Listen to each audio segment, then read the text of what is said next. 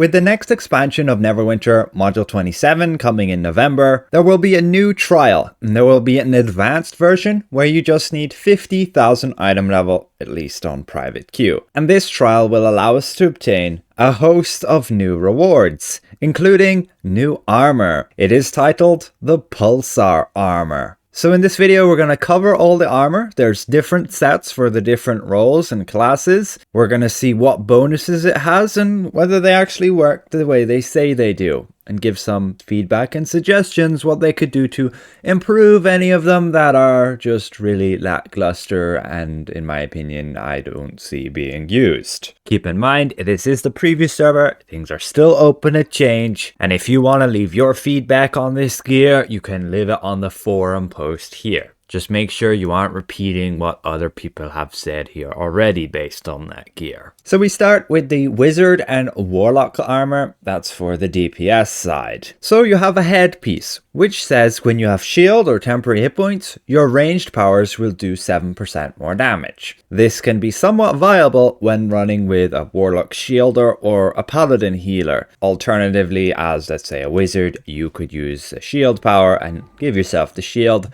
thus giving you that benefit. The problem with this is not all your damage is just ranged. A lot of it will actually come from other abilities which won't be considered said ranged. I suggest changing it to make it increase all damage, not just ranged. And then it would be a solid piece for your head. Now for the armor, the coat, this is actually a very good piece. It's an upgrade of, let's say, the tactful leathers or the ribcage, as we've seen in the past. You gain 1.5% critical strike and critical severity for 15 seconds, stacking up to 5 times. So the maximum you're gaining is 7.5% crit strike, 7.5% crit severity, so 15% stats. Very useful. And this again, coming from just the advanced version, is nice to see. It will be replacing though the tactful leather from Dragon Hunt, so if you haven't got that yet, we're planning on getting it. Hold out for this one if you're a Warlock and a Wizard. I would, however, change the crit severity over to combat advantage or accuracy to make it that little bit more appealing, because it giving crit severity for endgame players is just not really feasible. Very hard to fit into our build these days with the sheer amount of crit severity, particularly on a Wizard as well, with features like this and this. Then we go to the arms. These ones will give you 8,000 power rating at max. That's okay, but the problem is when you do get 20 stacks and you don't get hit, they will only last 10 seconds, and then you lose all the stacks and have to take the time to gain them all back again. I would suggest to allow for the duration to be refreshed at 20 stacks when you're attacking. That way the stacks don't drop off, that's why it's nice and reliable 8,000 power. The feasibility on the other side is not that great. I would potentially just make this 8% power rather than 8,000 ratings. Then the boots, when you're in combat with one enemy, your critical strike is increased by 7%.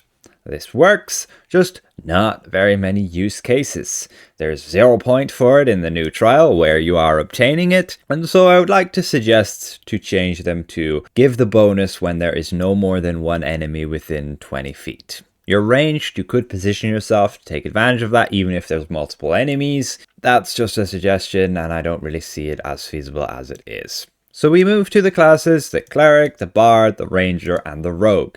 The DPS gear. There is 2 different items here. The headpiece is different. When you kill an enemy, your forte increased by 7.5% for 10 seconds. I think this is pretty pointless, and I would suggest to change this to like 7.5% damage for 20 seconds on a kill. This way it can actually be useful in the trial and in AoE fights when you kill a group of enemies, and 20 seconds should give you enough time to be able to jump to the next group of enemies and kill somebody to maintain the bonus, and that way it would be feasible on a headpiece. For the chest, they have something different as well. Basically, you gain damage resistance up to 5 stacks when you attack, and when you are hit, then you get that converted to damage per stack. So maximum is 5% damage. This is an armor piece. You're giving up like 15% stats for this. Just not worth it. So I would change this to like 2.5% per stack. So you could gain 12.5% damage via this. Sure, it still would only be good for scenarios where you can reliably get hit when you want to after like getting the 5 stacks, but at least if it had that potential, it could be worth it.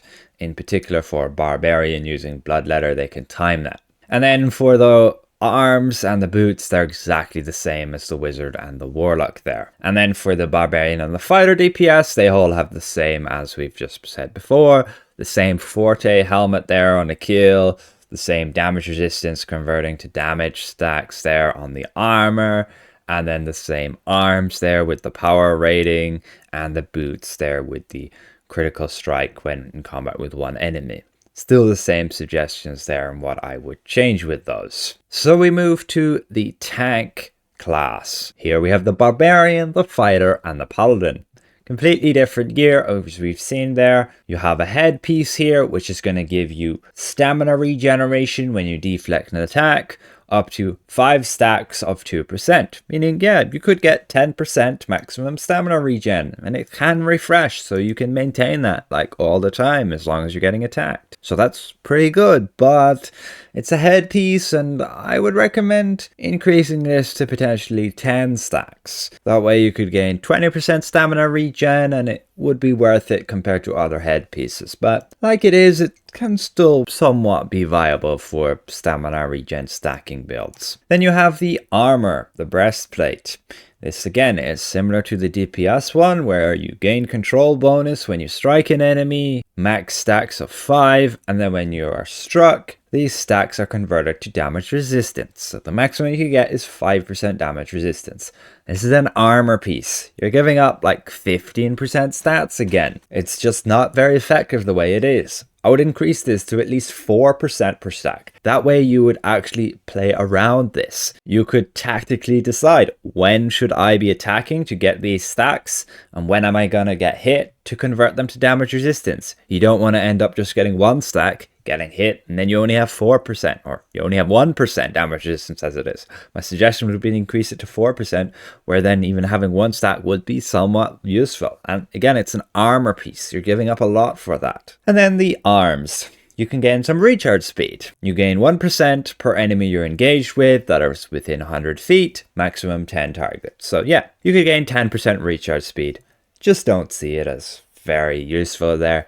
I would increase it to 2% per stack, because it's not going to be a lot of the time that you're against that many targets. And when you are, it can be useful to just have that burst of extra recharge speed, and then later on in the fight you'll have less, and other times you'll have more, and I think just having a higher ceiling can be better. And then the boots, somewhat useful. Reduce your accuracy rating by 10,000 and increase your incoming healing by 7.5%. Just not competitive with other options, but at least it's there if you want an incoming healing stacking build. So we move to the healers. The Cleric and the Paladin. They all have the same gear here, so it's whatever for the Bard and the Warlock as well. But for the headpiece, when you're in combat, every 5 seconds you gain 1% critical strike. So after a minute, you'll have 12% critical strike, and that's the maximum. It works, but if you die, the stacks all expire. Then for the armor, your current hit points increases your outgoing healing up to a maximum of 6%. That's what it says, but it's actually 5%, not 6%, because it's just a copy and paste of the code of a previous bonus, which is only 5%. Same with the new Mastercraft ring, it is still only 5%, not 6%. Please fix this at the very least. And the suggestion would be to increase this to at least 10% to compete with alternative armor pieces. Then for the arms, whenever you're healed in combat, you have a 10% chance to gain 5% recharge speed for 10 seconds. This is just very underwhelming. I would increase this to at least 10% recharge speed, if not 20%, and remove the cooldown. There's no need for that. For the boots, you can gain 5% outgoing healing, but reduce your awareness by 5%. This is somewhat useful. If you don't need the ratings, this is always an option then. And that's it. Again, the Bard and the Warlock get the same armor there as well for their healers. You can of course use healer gear on your DPS, you can use DPS gear on your healer. You just have to have the requirement of the class for that gear. In particular, like the healer headpiece of 12% crit strike can be very useful in a trial where you know you're not going to die. That's 12% on a headpiece. Pretty good. The best you can get right now is 10%.